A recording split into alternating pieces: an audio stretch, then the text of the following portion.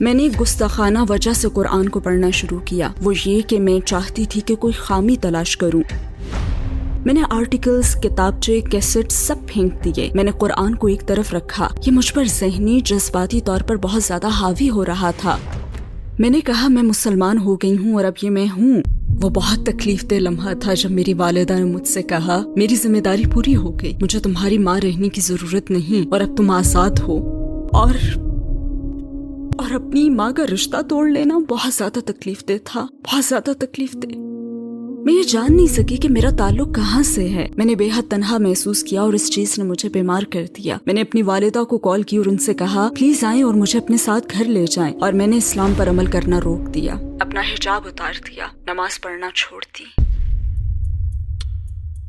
السلام علیکم سسٹر عالیہ ام ریان، ہماری دعوت قبول کرنے کا شکریہ۔ میرا پہلا سوال یہ ہے کہ عالیہ ام ریان کون ہیں اور کیا آپ اپنی زندگی کے بارے میں ہمیں مختصراً بتا سکتی ہیں؟ وعلیکم السلام ورحمۃ اللہ۔ سب سے پہلے تو مجھے یہ موقع دینے کا بہت شکریہ۔ میں ایسٹ لندن میں پیدا ہوئی اور وہیں پلی بڑھی۔ میرے ایریا میں مسلمانوں کی تعداد زیادہ تھی، یہاں بنگلہ دیشی مسلمان زیادہ تھے، لہٰذا مسلمانوں سے میرا کافی واسطہ پڑتا تھا۔ میرا تعلق مکس نسل سے ہے، میری والدہ اٹالین ہے اور میرے والد ویسٹ افریقی نائجیرین ہیں۔ لیکن جب بھی مجھ سے یہ سوال کیا جاتا ہے تو میں یہ سوچتی ہوں کہ عالیہ ایک ایسی روح ہے جو اللہ سبحانہ و تعالیٰ کی طرف سفر کرنا چاہتی ہے۔ ایمان کے لحاظ سے آپ کی زندگی کیسی تھی؟ آپ کا کس پر ایمان تھا؟ میری پرورش بطور عیسائی ہوئی تھی۔ ٹین ایج میں مجھ میں عیسائیت کا نیا تصور ابھرا۔ خدا پر تو میرا ہمیشہ ایمان تھا۔ میری والدہ نے میری پرورش اس طرح سے کی کہ مجھے زندگی، اس کے مقصد اور دنیا کے بارے میں تجسس کی ترغیب ملی۔ اگرچہ مجھ میں عیسائیت کا نیا تصور ابھرا تھا، لیکن اندر جیسے ایک خلا تھا، مجھ میں اعتراضات پیدا ہوئے۔ میں نے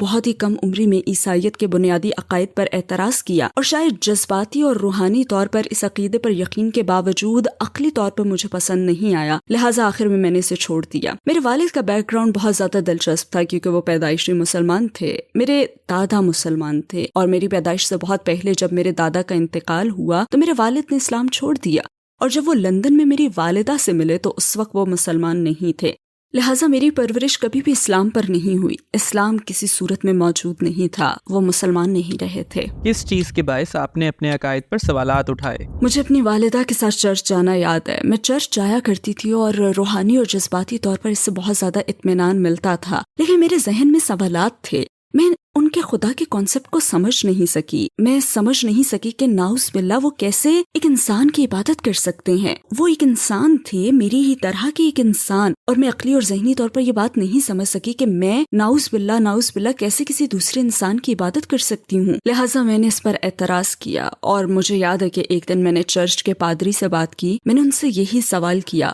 اور ان کا جواب تھا بس ایمان رکھو، اور یہی وہ لمحہ تھا جب میں جان گئی کہ یہ میرے لیے نہیں ہے۔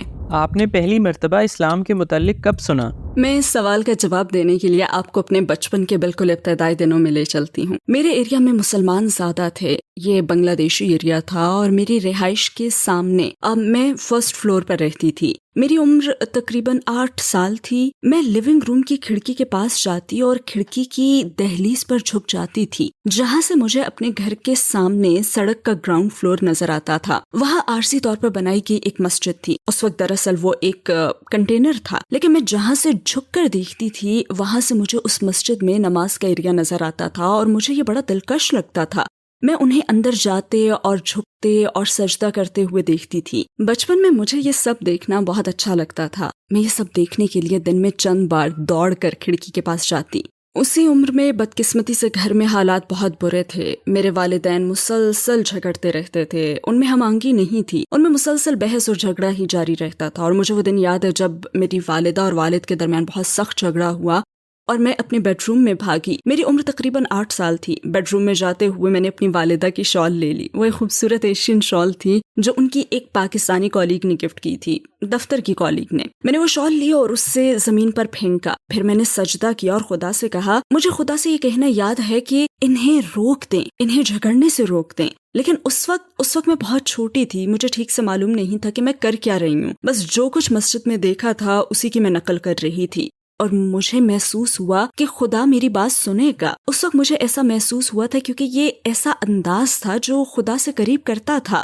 یہ اسلام کے حوالے سے یہ میرا سب سے پہلا تجربہ تھا. اور پھر 2 سال بعد ایک اور تجربہ ہوا. میں 10 سال کی تھی اور اسکول میں پڑھتی تھی. میں اسکول سے گھر آئی اور یہ خبر سنی کہ ہماری کلاس کا ایک بچہ جو اسکول سے چھٹی ہونے کے بعد اس وقت کافی مقبول کچھ پلینگ کارڈز خریدنے کے لیے سڑک پر دوڑ رہا تھا کہ ایک بڑے ٹرک نے اسے ٹکر مار دی اور وہ موقع پر ہی دم توڑ گیا. اسکول نے اس کے تمام کلاس فیلوز کو خط لکھا اور اس کے 2 دن بعد ہونے والے جنازے میں آنے کی دعوت دی. تب میں نے اپنی والدہ سے جانے کی ضد کی.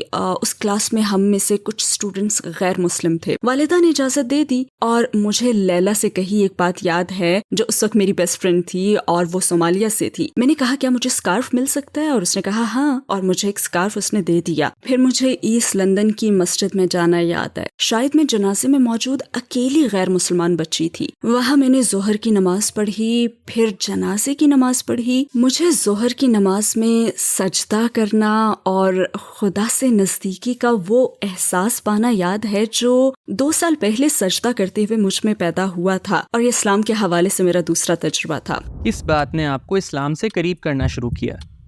گھر میں حالات بدتر ہو گئے، بلکہ بدترین. گھر میں بے پناہ ڈومیسٹک وائلنس تھا. میں اس کا جذباتی اور ذہنی اثر لے رہی تھی. اور سبحان اللہ، پھر اللہ نے ایک بچی کو مجھ سے ملا دیا. وہ سیکنڈری اسکول میں میری کلاس فیلو تھی اور کلاس کی تمام مسلمان لڑکیوں میں سے صرف وہی اسلامی تعلیمات پر عمل کرتی تھی. باقی لڑکیاں بہت کلچرل تھیں لیکن وہ اسلام پر بہت زیادہ عمل کرنے والی تھی. اور وہ بھی گھر میں میری طرح ہی کے تجربے سے گزر رہی تھی. لیکن اس کے والدین کے درمیان معاملہ میرے مقابلے میں کہیں زیادہ خراب تھا. اس کی والدہ سبحان اللہ گھریلو تشدد کا شکار تھی. انہیں روزانہ مارا جاتا تھا اور اس کے باوجود وہ پرسکون تھی، وہ امن میں تھی. اور مجھے اس سے یہ کہنا یاد ہے کہ تمہارے گھر کے حالات مجھ سے کہیں زیادہ برے ہیں، میں ٹوٹ کر بکھر رہی ہوں لیکن تم سکون میں ہو. یہ سب کیسے ہے؟ تم یہ سب کیسے برداشت کر رہی ہو؟ کیونکہ میں تو اس کا بہت زیادہ اثر لے رہی ہوں. تب اس نے کہا تھا کہ یہ میرا ایمان ہے جو مجھے اس پریشانی سے نکالتا ہے. تب ظاہر ہے میں مسلمانوں کو جانتی اور سمجھتی تھی، لیکن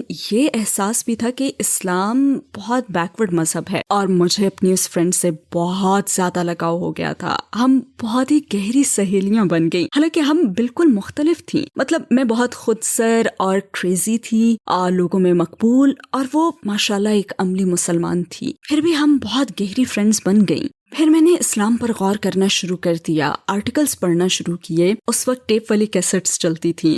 میں نے قرآن کو پڑھنا شروع کیا صرف ایک گستاخانہ وجہ سے، وہ یہ کہ میں چاہتی تھی کہ اسے بچانے کے لیے اس عقیدے میں کوئی خامی تلاش کروں، کیونکہ میں سمجھتی تھی کہ حجاب غلط ہے.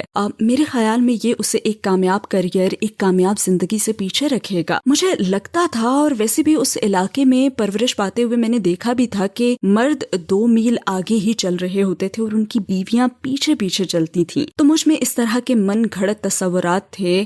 اور یہ بات دلچسپ بھی تھی کیونکہ ایک طرف میں یہ دیکھ سکتی تھی کہ اس مذہب میں کوئی تو بات ہے جس نے اس لڑکی میں اتنا سکون بھر دیا ہے، اور دوسری ہی طرف اس مذہب سے یہ محدود ہو رہی تھی. اب یہ اسے دبا دیتا، یہ اسے زندگی میں آگے بڑھنے نہیں دیتا. تو ہم نے اس پر گفتگو کرنا شروع کی. ہم باقاعدگی سے بات کرتے تھے اور وقت گزرنے کے ساتھ ساتھ میں قائل ہوتی گئی کہ اسلام ہی سچا دین ہے. اور اس بات نے مجھے خوفزدہ کر دیا کہ میں قائل ہونے لگی ہوں، میرا دل بدلنے لگا، میری سوچ بدلنے لگی. میں کوئی خامی تو نہیں ڈھونڈ سکی لیکن صرف ایک ہی چیز پا سکی، اور وہ زندگی گزارنے کا ایک مکمل انداز تھا. مجھے قرآن میں اگر ملے تو سائنسی ثبوت، اپنی ریسرچ میں مجھے کچھ ملا تو وہ تھا قرآن کا علمی معجزہ، اس کے علاوہ اور کچھ نہ تھا. اور اس چیز نے مجھے خوفزدہ کر دیا کیونکہ اگرچہ میں اس وقت بہت چھوٹی تھی لیکن میں ہمیشہ سے ایک ایسی لڑکی ہی رہی ہوں کہ اگر کسی چیز کو اپنا لوں، کسی چیز کو چن لوں تو پھر اسے اپنا 150% دیتی ہوں. میں یہ جان گئی تھی کہ میں بدل رہی ہوں اور میں قائل ہونے لگی تھی کہ مجھے اپنی زندگی بدلنی پڑے گی، اور اس بات نے مجھے خوفزدہ کر دیا تھا.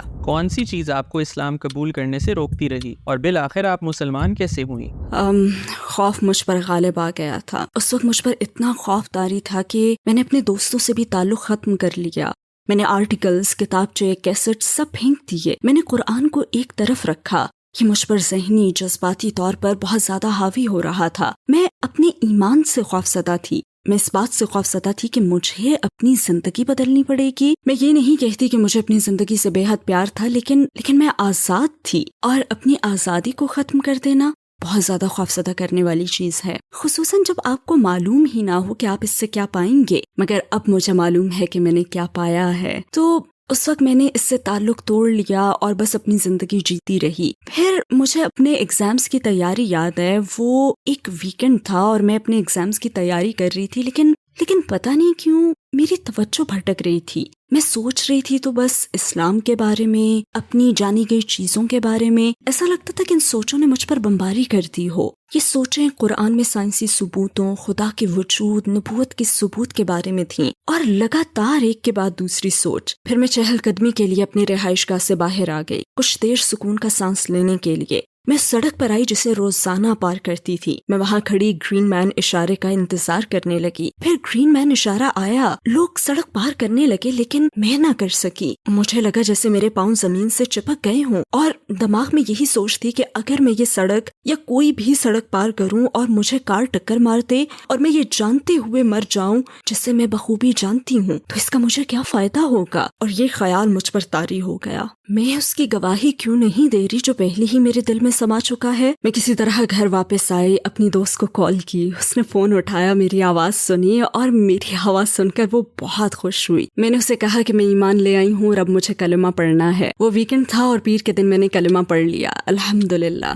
آپ کے قبول اسلام پر آپ کی فیملی کا کیا رد عمل تھا؟ اس وقت ایک انتہائی دیوانی اور پرجوش نوجوان لڑکی ہونے کے ناطے میں نے اپنی والدہ کو یوں بتایا کہ گھر پہنچی، دروازہ کھٹکھٹایا، اور جب انہوں نے دروازہ کھولا تو میں حجاب میں تھی. اس طرح بتانے کا فیصلہ اچھا نہیں تھا. بس یہی کہوں گی کہ یہ فیصلہ اچھا نہیں تھا. انہوں نے کنفیوز ہو کر مجھے دیکھا اور میں نے کہا ہاں میں مسلمان ہو گئی ہوں اور اب یہ میں ہوں. انہوں نے سوچا کہ یہ وقتی ابال ہے، الحمدللہ، اور اس وقتی ابال کو اب 24 سال ہو چکے ہیں الحمدللہ. اور اس کے بعد حالات بہت زیادہ مشکل رہے. میں نے فیملی کھو دی، دوست کھو دیے. میں اتنی کم عمری میں بالکل تنہا رہ گئی. مسلمان ہونے کے بعد شروع کے چند سال بہت مشکل تھے. مسلمان ہونے کے بعد آپ کو کون سے بڑے چیلنج کا سامنا ہوا؟ میری اپنی والدہ کے ساتھ تعلق ختم ہو گیا تھا. اس دوران کافی سارے واقعات ہوئے تھے. انہوں نے کسی اور سے شادی کر لی تھی اور وہ شخص اسلام سے نفرت کرتا تھا. وہ میرے خلاف ہو گیا اور مجھے یاد ہے 17 سال کی عمر میں وہ بہت تکلیف دہ لمحہ تھا جب میری والدہ نے مجھ سے کہا، میں 17 سال کی تھی، انہوں نے مجھے دیکھ کر کہا میری ذمہ داری پوری ہو گئی، مجھے تمہاری ماں رہنے کی ضرورت نہیں اور اب تم آزاد ہو.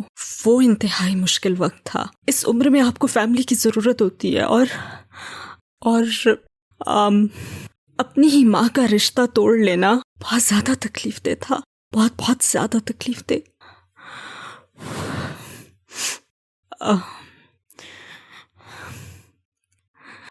وہ واقعی بہت مشکل تھا. اور پھر اس کے بعد کسی کی مدد کے بغیر خود اپنا خیال رکھنا، اتنی کم عمری میں جاب تلاش کرنا، تنہا رہنا،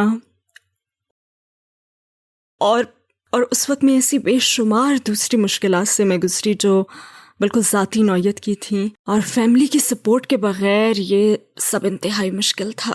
میں تنہا جی رہی تھی. میں نے ایک مخصوص گروپ کے ذریعے اسلام قبول کیا تھا، ایک اسلامی گروپ کے ذریعے، جسے بعد میں نے چھوڑ دیا. اور پھر میں بالآخر دوسری انتہا پر چلی گئی. یوں ایک انتہا سے دوسری انتہا پر جاتی رہی. اگرچہ یہ سب کچھ میری فیملی کے ساتھ ہو رہا تھا، لیکن میں نہ جان سکی کہ میرا تعلق کہاں سے ہے. اور میں نئی بھی تھی. مذہب کی منتقلی، شناخت کے مسائل جن سے آپ بطور نو مسلم گزرتے ہیں، تو مجھے اپنی فیملی نے قبول نہیں کیا. بس ایک اسلامی گروپ سے دوسرے اسلامی گروپ میں گئی، دونوں طرح کی انتہاؤں کے درمیان ڈولتی رہی، لیکن میں یہ نہیں جان سکی کہ میرا تعلق کہاں سے ہے. میں بے پناہ تنہائی کا شکار تھی اور اس نے مجھے بیمار کر دیا. پھر میں نے ہسپتال سے اپنی والدہ کو کال کی اور ان سے کہا کہ پلیز آئیں اور مجھے اپنے ساتھ گھر لے جائیں. میں نے اسلام پر عمل کرنا بھی روک دیا، اپنا حجاب اتار دیا، نماز پڑھنا چھوڑ دی. میں نے مسلم کمیونٹی سے خود کو دور کر لیا. لیکن میں تب بھی اپنے ایمان پر قائم تھی، اور شاید اس کی وجہ یہ تھی کہ میں عقلی طور پر قائل ہونے کے بعد مسلمان ہوئی تھی، اور اس کی وجہ بس یہی تھی کہ وہ آزمائشیں میری برداشت سے باہر ہو گئی تھیں. آپ نے اسلام پر دوبارہ عمل کیسے شروع کیا؟ السلام علیکم بھائی اور بہنوں، ہمیں اندازہ ہے کہ اس ویڈیو سمیت ہمارے 80% ناظرین ہمارے چینل پر سبسکرائب نہیں ہیں۔ جیسا کہ آپ جانتے ہیں، ہم ایک فلاحی تنظیم ہیں اور ہماری ویڈیوز پر اشتہارات غیر فعال ہیں۔ ٹوورڈز ایٹرنٹی صرف ایک یوٹیوب چینل ہی نہیں بلکہ ایک مدرسہ بھی ہے۔ یہاں ہم خود کو اور نوجوانوں کو اسلامی تعلیم سے آراستہ کرنے کی کوشش کرتے ہیں، لہٰذا ہمارے اس مطالبے کا واحد مقصد حق کو پھیلانا ہے۔ ہو سکتا ہے یہ بظاہر ایک چھوٹا سا عمل لگے، لیکن انشاءاللہ یہ ہمیں لاکھوں لوگوں تک پہنچنے میں مدد دے گا۔ آئیے اب لائک اور سبسکرائب کے بٹنز پر کلک کریں اور ساتھ مل کر ٹوورڈز ایٹرنٹی کا سفر کریں۔ آپ نے اسلام پر دوبارہ عمل کیسے شروع کیا؟ مجھے بالآخر جاب مل گئی اور دوبارہ گھر چھوڑ دیا۔ میں اپنی زندگی کے دن رات گزارتی رہی، آخر میں آزاد تھی۔ مجھے ان تمام مسائل سے نہیں نمٹنا پڑا جن کا مجھے بطور نو مسلم سامنا تھا، لیکن جیسے مجھ میں ایک خلا تھا، ایک خالی پن تھا اور ہمیشہ ایسے لگتا تھا جیسے کسی چیز کی کمی ہے۔ اور پھر اسی طرح میں نے 2 سال گزار دیے، مگر پھر یہ خالی پن حد سے بڑھ گیا اور مجھے اس کی وجہ معلوم تھی، کیونکہ میں ایسی زندگی گزار رہی تھی جو میرے ایمان سے ہم آہنگ نہیں تھی۔ لہٰذا میں نے آہستہ آہستہ اسلام کی طرف واپس آنا شروع کیا۔ اور مجھے یاد ہے، لوگ کہتے ہیں کہ کلمہ پڑھنا ان کی زندگی کا سب سے خوبصورت لمحہ تھا، لیکن اللہ سے دوبارہ رشتہ جوڑنا اور اسلام کی طرف دوبارہ آنا کسی گروپ کے دباؤ کے بغیر یا کسی کے یہ کہے بغیر کہ تمہیں یہ سب کرنا پڑے گا، یہ حلال ہے، یہ حرام ہے، تم یہ کام غلط کر رہی ہو، نہیں، فطری طور پر اسلام کی طرف پلٹنا، اپنے اور اپنے رب کے درمیان دوبارہ سے سفر طے کرنا، یہ واقعی خوبصورت، انتہائی میٹھا احساس تھا۔ مجھے یاد ہے کہ میں ہر روز قرآن کا ایک صفحہ انگلش میں پڑھتی تھی۔ میں نے اپنے بالوں کا افریقی سٹائل میں باندھنا شروع کر دیا اور ظاہر ہے کہ اس کا اختتام حجاب پہننے پر ہوا۔ میں نے دوبارہ سے نماز پڑھنا شروع کی، میں دوبارہ اسلام کی طرف لوٹ آئی، میں نے دوبارہ اسلام کی تعلیمات پر عمل شروع کر دیا اور الحمدللہ یہ خوبصورت اور میٹھا لمحہ تھا، کیونکہ یہ میرے اور میرے رب کے درمیان تھا، میرے اور میرے خدا کے درمیان۔ تو آپ کی والدہ کے ساتھ تعلق پر اس کا کیا اثر پڑا؟ دراصل میری والدہ نے خلا لے لی، جو کہ ایک بہترین فیصلہ تھا۔ وہ نئی زندگی کی طرف آنا شروع ہوئیں اور شاید وہ اب بھی اسی مرحلے میں ہیں۔ ہم نے اپنا تعلق دوبارہ جوڑنا شروع کیا اور میرے خیال میں دونوں کو ہی اس کے لیے بہت محنت کرنی پڑی۔ اور پھر 2015 میں انہوں نے اسلام کے بارے میں سوالات پوچھنا شروع کیے۔ میں اس وقت پردیس میں رہ رہی تھی، میں نارتھ افریقہ میں تھی اس وقت۔ انہوں نے یہ سفر شروع کیا اور ہر طرح کے سوالات پوچھے، اور پھر 2015 میں انہوں نے کہا کہ وہ مسلمان ہونا چاہتی ہیں۔ اور یہ وقت تھا جب میری والدہ مطالعے کی بہت زیادہ شوقین تھی، یوں سمجھیں وہ کتابی کیڑا تھیں۔ تاریخ اور خصوصاً اسلامی تاریخ سے انہیں عشق تھا اور بالآخر ان میں اس حوالے سے مزید جاننے کا تجسس پیدا ہو گیا تھا۔ تو 2015 میں انہوں نے کہہ دیا کہ وہ مسلمان ہونا چاہتی ہیں اور بالآخر کلمہ پڑھ لیا۔ اس کے کچھ ہی عرصے کے بعد انہوں نے کہا کہ وہ ایمان برقرار نہیں رکھ سکتی، اور شاید اس کی وجہ ان کی عمر تھی، شاید اس لیے کہ ان کے آس پاس مسلمان نہیں تھے اور میں بھی ان سے بہت دور رہ رہی تھی، اور آخر انہوں نے پھر دین چھوڑ دیا۔ پھر 2021 میں انہوں نے کچھ یوٹیوب ویڈیوز دیکھنا شروع کی۔ وہ مجھ سے بات کرتی اور بتاتی مجھے کہ عائشہ پرائم نامی اس عورت کی کچھ ویڈیوز ملی ہیں۔ میں اس وقت انہیں نہیں جانتی تھی، تو میں نے فوراً ریسرچ شروع کی تو پتہ چلا کہ وہ ایک امریکی بہن ہیں۔ اس سے پھر میری والدہ شیخ خالد یاسین کی ویڈیوز دیکھنے لگی۔ انہوں نے مجھ سے بات کی تو وہ بے حد پرجوش تھیں، کہنے لگی مجھے یہ شخص ملا ہے، مجھے نہیں پتا وہ کون ہے، مگر وہ میرے دل کی باتیں کرتا ہے، اس کے پاس بہت علم ہے، یہ تاریخ کو سمجھتا ہے۔ اور جیسے آپ کو بتایا کہ وہ خود بھی تاریخ کی دیوانی تھی، تو پھر وہ شیخ خالد یاسین کی ایک کے بعد دوسری ویڈیوز دیکھنے لگیں۔ وہ مجھے کال کرتی اور بتاتی کہ میں نے یہ سیکھا ہے، شیخ نے حضرت عیسیٰ علیہ السلام کے بارے میں ایک سیریز بنائی تھی، ہسٹوریکل جیسس میرے خیال میں اس کا نام تھا۔ وہ انہیں انتہائی دلچسپ لگی اور وہ مسلسل ان کی ویڈیوز دیکھتی رہتی اور مجھے بتاتی، اور میں کچھ نہ کہتی۔ میں نے سوچا کہ پتہ نہیں یہاں کیا ہو رہا ہے، لیکن کچھ بدل رہا ہے۔ میں بس سوالات کے جوابات دے دیتی، میں اپنی رائے نہیں دیتی تھی، میں بس انہیں اپنے پاس آنے دیتی۔ وہ کہا کرتی کہ یہ شخص کمال کا ہے، لہٰذا میں نے ان کی تلاش کی ذمہ داری لی اور ایک پیغام بھیجا، اپنے جاننے والوں کے نام ایک پیغام، جس میں لکھا کہ کیا کسی کے پاس خالد یاسین سے رابطے کی تفصیلات ہیں، اور کسی نے مجھے ان کے فیس بک پیج کا ایڈریس دیا جہاں ان کا نمبر اور ای میل ایڈریس موجود ہے۔ میں نے انہیں ای میل کی اور انہیں پورا معاملہ بتایا اور انہیں بتایا کہ میری والدہ نے آپ کی ویڈیوز دیکھی ہیں، ان کا ماضی یہ ہے، ہمارے ساتھ یہ سب ہوا ہے، میں نو مسلم ہوں، اور میں نے انہیں اپنی پوری کہانی سنائی اور کہا کہ میں جانتی ہوں کہ آپ بہت زیادہ مصروف ہوں گے، لیکن کیا کسی طرح سے یہ ممکن ہے کہ آپ میری والدہ سے بات کر سکیں؟ اور میں نے ای میل بھیج دی۔ چونکہ خالد یاسین ایک مصروف آدمی ہے، اس لیے میرا خیال تھا کہ میری ای میل شاید ان کے ان باکس میں نہیں جائے گی بلکہ ہو سکتا ہے کہ ان کے اسپیم یا جنک میں چلی جائے، لیکن 20 منٹ بعد انہوں نے مجھے ای میل کا جواب دے دیا اور کہا کہ یہ ان کے لیے ایک احساس ہوگا، چلیں بات کرتے ہیں۔ تو ہم نے بات کی اور میں نے انہیں کہانی سنائی، میں نے انہیں اپنی والدہ کے بارے میں بتایا، میں نے انہیں ہر وہ بات بتائی جس سے وہ گزر رہی تھی، میں نے انہیں ان کی نئی طرح کی دریافت کے بارے میں بتایا اور ان سوالات کے بارے میں بھی جو وہ پوچھتی رہی تھیں اور وہ چیزیں جو وہ مجھے بتاتی تھیں۔ انہیں حضور صلی اللہ علیہ وسلم سے محبت ہو گئی تھی، انہیں چیزیں سمجھ آ رہی تھیں، ہم آہنگ ہو رہی تھیں، وہ پہلے جیسی نہیں رہی تھیں بلکہ وہ واقعی اسلام پر یقین رکھتی تھیں۔ اور شیخ نے مجھ سے ایک سوال پوچھا، انہوں نے کہا کہ آپ کی والدہ کا کیا نام ہے؟ میں نے جواب دیا میری والدہ کا اٹالین نیم جوزفینا ہے لیکن یورپی انداز میں یہ جوزفین ہے۔ انہوں نے کہا میری والدہ کا نام بھی جوزفین ہے، ان کی عمر 90 سال سے زیادہ ہے اور وہ انتقال کے قریب ہیں۔ انہوں نے مجھ سے کہا کہ آپ کی والدہ جوزفین ایمانی سفر پر ہیں اور میری والدہ میری جوزفین موت کے سفر پر۔ انہوں نے کہا کہ ہم ایسے کریں گے کہ آپ ان سے کہیں میں نے سوچا کہ میں ان کی آپ سے کیسے بات کرواؤں، میں چاہتی تھی کہ وہ خود بات کریں لیکن انہوں نے مجھ سے کہا کہ اگرچہ وہ میری ویڈیوز پسند کرتی ہیں لیکن ہو سکتا ہے کہ وہ مجھ سے بات نہ کرنا چاہیں، بس انہیں کہہ دیں کہ کوئی آپ سے آپ کی ریسرچ، آپ کی اسلامی ریسرچ کے سفر کے بارے میں بات کرنا چاہتا ہے لیکن انہیں یہ نہ بتائیں کہ یہ میں ہوں اور اس کے بعد میں سنبھال لوں گا۔ تو میں ان کے پاس گئی اور کہا کہ ایک شخص ہیں جو ریسرچر ہیں، وہ بس آپ سے کچھ سوالات پوچھنا چاہتے ہیں، کیا آپ انہیں جواب دینا چاہیں گی؟ انہوں نے کہا ہاں کیوں نہیں۔ میں نے ان سے کہا ویسے امی میری ان سے بات چیت کے دوران انہوں نے مجھے عربی میں آپ کے نام کا مطلب بتایا۔ انہوں نے جواب دیا نہیں۔ میں نے کہا کیوں؟ انہوں نے بتایا کہ آج صبح ہی میری اپنی کالیگ سے بات ہو رہی تھی جو عبرانی ہے اور عربی پڑھ رہا ہے۔ میں نے اس سے کہا کیا تمہیں میرے نام کا عربی مطلب پتا ہے؟ تو اس نے کہا کہ میں بتاؤں گا۔ اور تم کہہ رہی ہو کہ وہ مطلب بتا رہا تھا؟ کہنے لگی کہ نہیں یہ ہو ہی نہیں سکتا۔ خیر پھر ان کی بات چیت ہوئی، میں زوم میٹنگ میں ہی تھی اور میں نے اسے ریکارڈ کر لیا تھا اور شیخ نے جس طرح اس معاملے پر بات کی اللہ انہیں جزا عطا فرمائے آمین۔ ان کی آپس میں بات چیت ہو رہی تھی لیکن کسی وجہ سے وہ ان کی آواز نہ پہچان سکی۔ وہ ان سے بس سوالات پوچھ رہے تھے اور کہلوانا چاہتے تھے کہ وہ کس پر ایمان رکھتی ہیں۔ پھر وہ کسی حد تک ان سے یہ کہلوانے میں کامیاب ہو گئے۔ انہوں نے کہا کہ ان کا ایمان ہے کہ خدا ایک ہے اور محمد صلی اللہ علیہ وسلم اس کے آخری نبی ہیں۔ انہوں نے یہ بات ویڈیو میں کہی اور میٹنگ کے بعد شیخ نے ان سے پوچھا کہ آپ کو معلوم ہے کہ اسکائی کا کیا مطلب ہے؟ انہوں نے کہا نہیں۔ انہوں نے بتایا کہ اس کا مطلب ہے شیخ خالد یاسین۔ انہوں نے سنا نہیں اور شیخ نے اپنی بات دہرائی۔ والدہ کہنے لگی نہیں آپ نہیں ہیں اور انہوں نے کہا کہ میں ہی ہوں۔ انہوں نے کہا نہیں اگر مجھے معلوم ہوتا کہ یہ آپ ہیں تو میں اور بھی زیادہ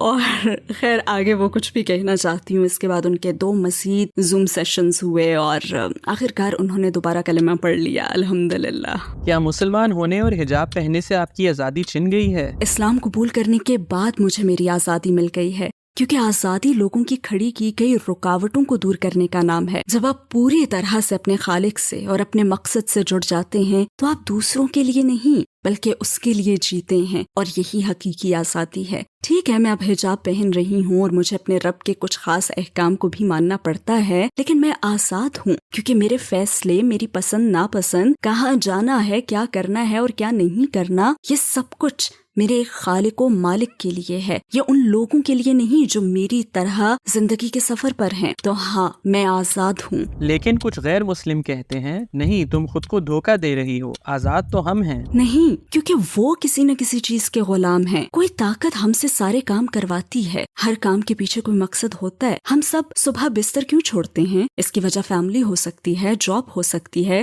اس کی وجہ دولت کی ہوس ہو سکتی ہے، ہماری کوئی بھی خواہشات ہو سکتی ہیں، لیکن ہم سب کسی نہ کسی چیز کے غلام ہیں۔ لیکن میں ایک ایسی ذات کی غلام بننا چاہوں گی جو پرفیکٹ ہے، جس کے پاس سے میں آئی ہوں اور جس کے پاس دوبارہ جانا ہے، بجائے کسی ختم ہو جانے والی چیز کا غلام بننے کے جیسے کہ میں ایک دن ختم ہو جاؤں گی۔ کبھی میرا بھی خیال تھا کہ اسلام عورتوں کو دباتا، محدود کرتا ہے، لیکن مجھے محسوس ہوا کہ دراصل اسلام کلچر کے اثر سے پاک، خالص اسلام اپنی خالص ترین شکل میں عورت کی شان اتنی خوبصورتی سے قائم کرتا ہے کہ عورت ہونا فخر بن جاتا ہے۔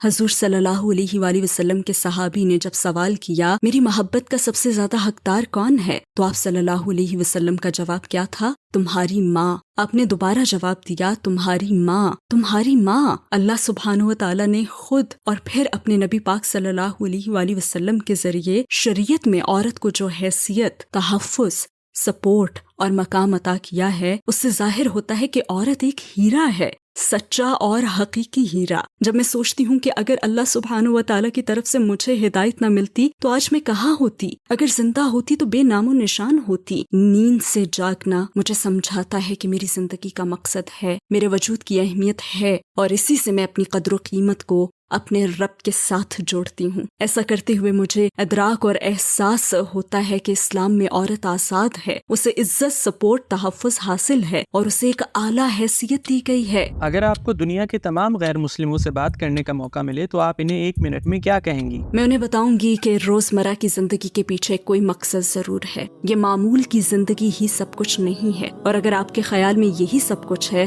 تو پھر ہر ایک کے سامنے ایک افسوسناک ترین نتیجہ آئے گا، کیونکہ یہ زندگی ایک رولر کوسٹر ہے، یہ آزمائشوں، مصیبتوں، مشکلوں سے بھرپور ہے، یہ ناانصافی، افسردگی سے بھری ہوئی ہے۔ تو اگر یہی سب کچھ ہے تو پھر ہمیں کیوں پیدا کیا گیا؟ میں انہیں اس پر سوچنے کی دعوت دوں گی، میں انہیں زندگی کے گول چکر پر غور کرنے کا کہوں گی، ایک پھول کی مثال سے کہ کیسے وہ پھول ایک بیج سے اگتا ہے، پھر ایک خوبصورت چیز کی مانند کھل جاتا ہے، پھر مرجھا جاتا ہے اور دوبارہ ختم ہو جاتا ہے۔ میں انہیں سمندر کے سامنے کھڑے ہونے اور اس کی گہرائی اور سمندر کی تاریکیوں میں موجود حیات کو دیکھنے کی دعوت دوں گی، ایک پتے کو لے کر اس کے ڈیزائن کی پیچیدگیاں دیکھنے اور خود سے سوال کرنے کا کہوں گی کہ یہ کہاں سے آیا ہے، یہ کہاں سے آیا ہے، اس پتے کا کیا مقصد ہے، اس پھول کا کیا مقصد ہے، اس سمندر کا کیا مقصد ہے، اور پھر یہ سوچنے کا کہ میں خود بھی اس تخلیق کا حصہ ہوں۔ تو اگر ایک پتے کا کوئی مقصد ہے اور اگر ایک پھول کا کوئی مقصد ہے تو پھر میرا کیا مقصد ہے، میں ان سے یہ پوچھوں گی۔